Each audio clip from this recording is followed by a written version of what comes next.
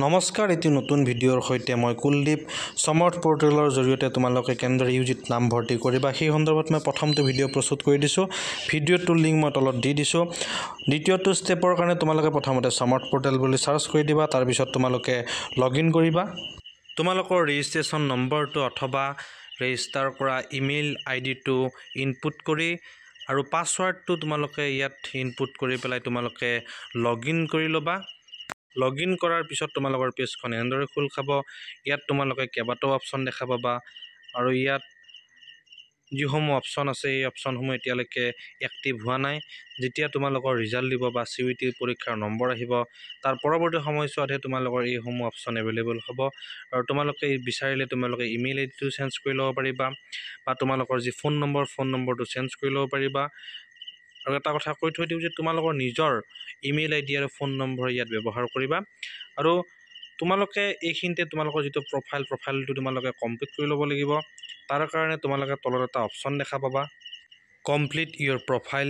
তাত ক্লিক কৰাৰ পিছত তোমালোকে যিসমূহ তোমালোকৰ ডিটেইলছ আছে এই ডিটেইলছসমূহ ইয়াতে দিবা। যথেষ্ট সময় আছে, প্ৰয়োজন হ'লে 2 দিন দেৰিকৈ কৰা, কিন্তু শুদ্ধকৈ কৰিবা। যদিহে তোমালোকে ইয়াত EWS অপশ্যনটো ক্লিক কৰা তেন্তে তোমালোকে ইয়াতে EWSৰ নম্বৰসমূহ দিব লাগিব।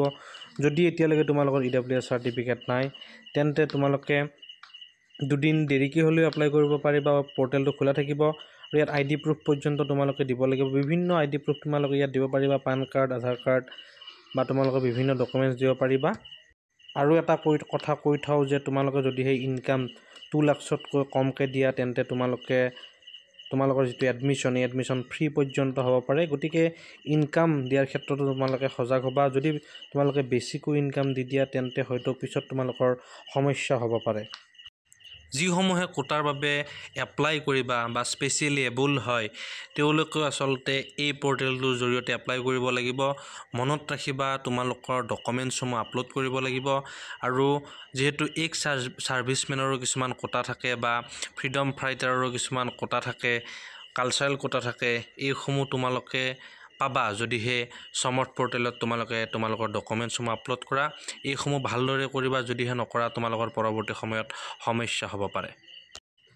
NCC বা NSS কোটাৰ কাৰণে এপ্লাই কৰা সকলেও এই সমৰ্থ পৰ্টেলটোৰ জৰিয়তে এপ্লাই কৰিব লাগিব আৰু তোমালোকৰ যিসমূহ ডকুমেণ্টছ আছে ডকুমেণ্টছসমূহ ইয়াত আপলোড কৰিব লাগিব আৰু ডকুমেণ্টছসমূহ নিৰ্দিষ্ট চাইজৰ হ'ব লাগিব, বিশিষ্ট KBৰ হ'ব লাগিব। এইসমূহ তোমালোকে ইয়াতে চাই ল'বা। ইনকাম চাৰ্টিফিকেট পৰ্যন্ত ইয়াতে তোমালোকে আপলোড কৰিব লাগিব। গোটেইখিনি দিয়াৰ পিছত আকৌ এবাৰ চাই ল'বা। ইয়াত তোমালোকে ক্লিক কৰাৰ পিছত তোমালোকে কনফাৰ্ম এণ্ড লকত ক্লিক কৰিবা। কনফাৰ্ম এণ্ড লকত ক্লিক কৰাৰ পিছত তোমালোকৰ এই যিটো ষ্টেপ এই ষ্টেপটো তোমালোকৰ সম্পন্ন হ'ব আৰু তোমালোকৰ স্ক্ৰীনখন পুনৰ এনেদৰে শ্ব' কৰিব। পৰৱৰ্তী সময়ত ৰিজাল্টৰ পিছত তোমালোকে মাৰ্কশ্বিট আপলোড কৰাৰ পিছত তোমালোকে কলেজ বা বিশ্ববিদ্যালয়ত এপ্লাই কৰিব পাৰিবা। আজিলৈ ইমানেই। পৰৱৰ্তী ভিডিঅ'ৰ সৈতে আকৌ উপস্থিত হ'ম। ধন্যবাদ।